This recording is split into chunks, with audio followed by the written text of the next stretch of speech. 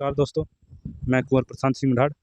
आज हम चर्चा करेंगे क्षत्रिय सम्राट मिहिर भोज प्रतिहार को लेकर के, जिसमें 2 जातियाँ आपस में लड़ रही हैं महापुरुषों को नाम को लेकर के। वो दोनों जातियाँ गुर्जर शब्द से गुर्जर जाति के लोग संबंध रखने के लिए उन्हें जोड़ रहे हैं, और क्षत्रिय जो हैं वो उनके साथ क्षत्रिय शब्द को लेकर के दोनों के बीच एक संघर्ष जारी है। इसी बीच हमारे साथ आज मौजूद हैं लेखक अनिल सिंह प्रतिहार जी, जो स्थानीय क्षेत्र से आते हैं और उन्होंने काफ़ी पुस्तकें लिखी हैं अपने जीवन में बहुत से विषयों पर, चाहे वो इतिहास का विषय रहा हो या वैदिक साहित्य का विषय रहा हो। इन सब पर आज उनसे बात करेंगे सम्राट मिहिर भोज को लेकर के।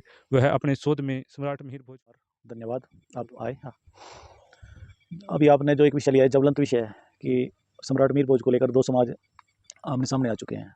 जहाँ तक मेरा मत है, मिहिर भोज जी का विषय 2015 से पहले कहीं भी विवाद में नहीं था। तो राजनीतिक कारणों से, वोट बैंक के चक्कर में राजनेताओं ने इस विषय को ऐसा बना दिया है कि 2 समाज जो भाइयों की तरह हजारों सालों से रहे, उनको एक दूसरे का दुश्मन बना दिया है। तो जहाँ तक मुझे लगता है कि एक षड्यंत्र है मिहिर भोज जी के को लेकर, अब वोट बैंक सेकने के लिए सारा कुछ किया जा रहा है। लेकिन आपसे सीधे मुद्दे पर आता हूँ, ज़्यादा समय ना लेते हुए। अभी मैं आपसे यह जानना चाहता हूँ कि जो क्षत्रिय सम्राट मिहिर भोज हैं, जो प्रतिहार डायनेस्टी रही है, उसे गुर्जर प्रतिहार डायनेस्टी के नाम से आज बहुत ज़्यादा प्रचारित किया जा रहा है। तो इसमें आप किस नज़रिए से देखते हो? क्या जो सम्राट मिहिर भोज है या प्रतिहार डायनेस्टी है, वो गुर्जर जाति से संबंध रखती है? देखिए, जहाँ तक हमने किताबें पढ़ी हैं, इतिहास में जितनी बार भी जिक्र आया है, या देश में जहाँ भी पुरातत्व विभाग ने अपने शिलालेख लगाए हैं, प्रतिहार राजवंश को राजपूत वंशों में ही इसको स्थान मिला है। जो लोग भी एग्ज़ाम की तैयारी करते हैं, हिस्ट्री पढ़ते हैं, चाहे वो किसी भी जातीय समाज के हैं, तो उन सभी ने ही पढ़ा है कि प्रतिहार जो राजवंश है वो राजपूत राजवंश है। जहाँ तक बात आती है गुर्जरा शब्द का प्रयोग कहाँ हुआ है, बिल्कुल। जितने भी अभी हम देखते हैं जो पोस्ट हैं सोशल मीडिया पर या कहीं पर भी, गुर्जर प्रतिहार सबसे ज़्यादा प्रचलन में है इस समय। तो ये जो गुर्जर शब्द है प्रतिहारों के साथ, इसको आप किस नज़रिए से देखते हो कि कैसे जुड़ा? देखिए, हर्षवर्धन के बाद जब देश में एक खालीपन आया, तो उस टाइम प्रतिहारों ने इस देश में साम्राज्य का विस्तार किया, और विदेशी शक्तियों से प्रतिहारों ने ही 500 सालों तक इस देश की रक्षा की। तो प्रतिहारों में भी आगे चल के 2 ब्रांच हो गई थी, एक मंडोर के प्रतिहार और एक कन्नौज के प्रतिहार। तो केवल और केवल एक डिफ्रेंशिएट करने के लिए कि मूल जो प्रतिहारों का था वो गुर्जरातरा था, तो गुर्जरातरा स्थान से जो ब्रांच चल के आई, उसके लिए गुर्जरा शब्द प्रयोग किया गया।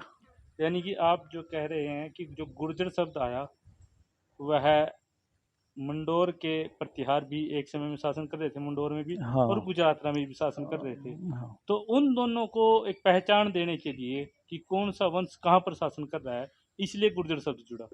मैं ये कह सकता हूँ कि गुजरातरा से तो उत्पत्ति हुई है दोनों की, लेकिन कहीं ना कहीं एक शिलालेख में गुर्जरा प्रतिहार सिर्फ स्थानवाचक के लिए प्रयोग किया गया था कि ये गुजरातरा से चल के आए हैं। सभी शिलालेखों में ये शब्द यूज नहीं हुआ।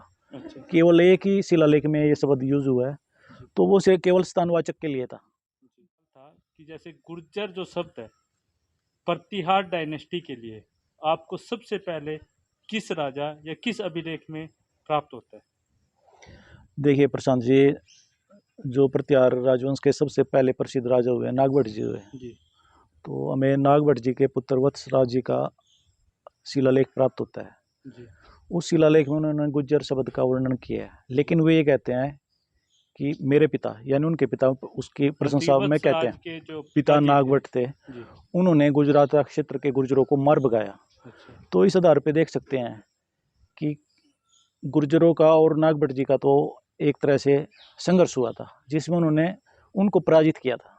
जी बिल्कुल। आप यानी कि एक बहुत बड़ा खुलासा किया गया आपके द्वारा कि गुर्जर और जो शब्द है शिलालेख में और प्रतिहार जो है नागभट्ट थे, उन दोनों को तो एक दूसरे के साथ युद्ध हुआ है, तो वो फिर एक ही वंश से कैसे हो सकते हैं? यानी कि एक ही उससे, ये तो वो बात विचारने जोगी है। सभी को इसको अपने संशोधन में पढ़ना भी चाहिए। तो अब मेरा आपसे अगला सवाल ये है कि आज कुछ लोग तथाकथित एक बात रखते हैं कि राजपूत जाति 12वीं या 13वीं शताब्दी में आई थी। इस पर आप क्या रखोगे अपने विचार? प्रशांत जी देखिए, अगर हम जातियां की बात करें तो वैदिक समय में पहले जातियां थी ही नहीं। जी। पहले 4 वर्ण थे। जैसे पहले सिंधु लिपि थी, उसमें शब्द कुछ रूप में थे, फिर संस्कृत भाषा आई, फिर आज खड़ी बोली आई, तो शब्दों का रूप बदल जाता है। पहले ये राजपुत्र शब्द था, जी। आज ये राजपूत हुआ है। राजपुत्र शब्द को अगर जो पढ़ने वाले लोग हैं, जिन्हें वास्तव में रुचि है, जो केवल फेसबुक पे नहीं रहते हैं, वे जाके देखिए रामायण में, महाभारत में, कादम्बरी में, राजतरंगिणी में, इन सभी में राजपुत्र शब्द का प्रयोग हुआ जो है। आपने पुस्तकों के नाम लिए हैं, या वर्तमान समय की है, या कब ये पुस्तकें लिखी गई थी, थोड़ा किस समय इतना तो मान सकते हैं, जो लोग ये कहते हैं ना 12वीं 13वीं शताब्दी में राजपूत शब्द प्रयोग हुआ है, जी।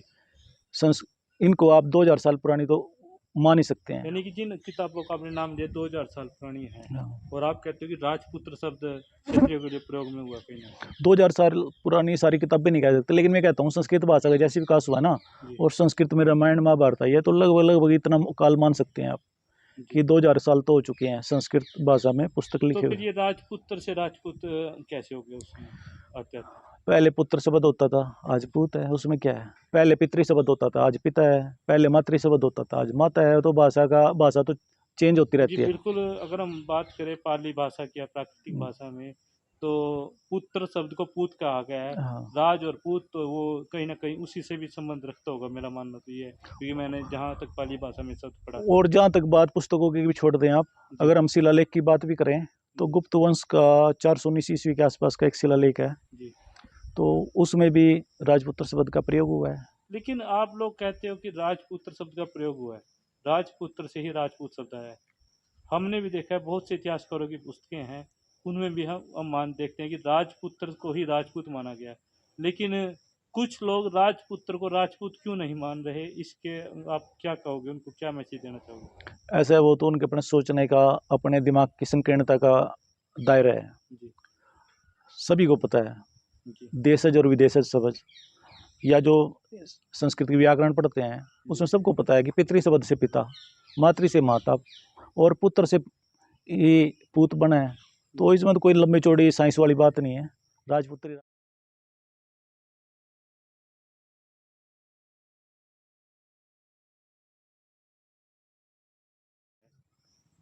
इसको अगर हम प्रमाणिक नज़रिए से देखें, तो यह शब्द कहाँ कहाँ आपको देखने को मिला अभी तक, अगर इतिहास की बात करें? देखिए, अगर आप शिलालेख की बात करें तो डिडवाना शिलालेख है जो मीर भोजी का ही है, जी। तो वहाँ पर स्पेशल इसको गुजरातरा शब्द को स्थानवाचक के रूप में प्रयोग किया गया है। इसके अलावा प्राचीन जितना भी साहित्य है या विदेशी जो इतिहासकार आए हैं, उन्होंने भी इसको है ना गुजरातरा को स्थानवाचक के लिए है। जी।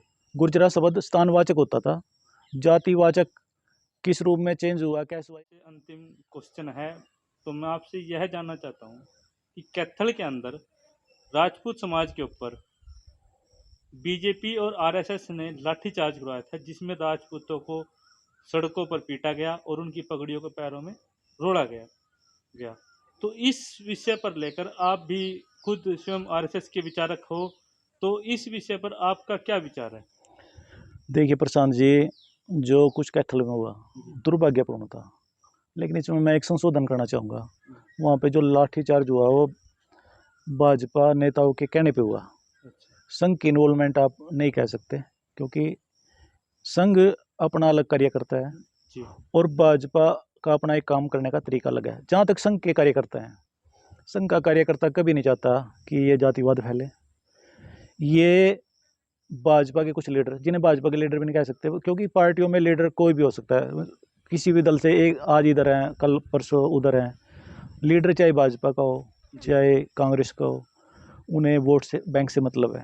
लेकिन अगर आपने कहा कि आरएसएस का इसमें कोई इन्वॉल्व नहीं है, तो मैं आपसे एक बात कहना चाहता हूँ, वहाँ पर स्वयं आरएसएस का प्रांत प्रमुख गुर्जर समाज से ही था, वो वहाँ पर लीड कर रहा था, वो वहाँ का सारा कार्यभार देख रहा था।